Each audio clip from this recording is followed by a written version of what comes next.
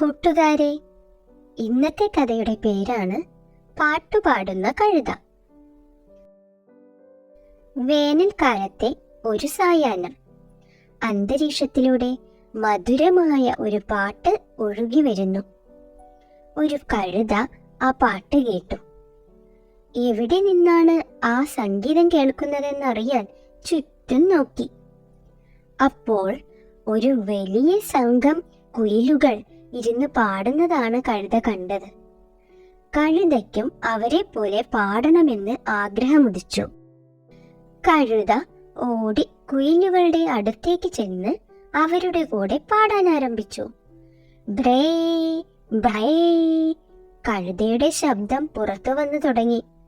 ശ്രുതിയും താളവുമില്ല. രാഗം വളരെ മോശം. വളരെ മോശമെന്നല്ല, ഏറ്റവും മോശം. കുയിലുകൾ പരിഹസിച്ച് ചിരിച്ചു.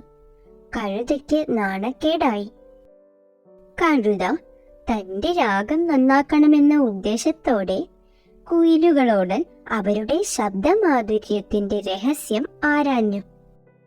കഴുതയെ കളിയാക്കാൻ വേണ്ടി കുയിലുകൾ പറഞ്ഞു, ഞങ്ങൾ പ്രഭാതത്തിൽ പുല്ലിൻ തലപ്പത്തുള്ള മഞ്ഞിൻ തുള്ളികൾ മാത്രമാണ് ഭക്ഷിക്കുക. ഒരു നേരത്തെ ആഹാരമേ ഞങ്ങൾക്കുള്ളൂ.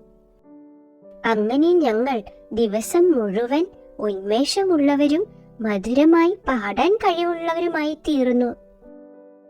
ഒരു കൂട്ടം കുയിലുകൾ ഇങ്ങനെ പറഞ്ഞപ്പോൾ ബാക്കിയുള്ളവർ അത് കേട്ട് പരസ്പരം നോക്കി അർത്ഥം വെച്ച് ചിരിക്കുകയായിരുന്നു. പാവം കഴുത ഇതൊന്നും കണ്ടില്ല. അന്നു മുതൽ കഴുത തന്റെ സ്വരവും രാഗവും നന്നാക്കാൻ വേണ്ടി ശ്രമം തുടങ്ങി.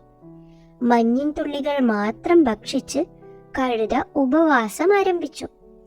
പട്ടിണി കൊണ്ട് കഴുതയുടെ ശരീരം ക്ഷീണിച്ച അവശമായി. രാഗം നന്നാക്കാൻ നടത്തിയ ശ്രമത്തിൽ കഴുത രോഗബാധിതനായി. അവൻ കിടപ്പിലായി.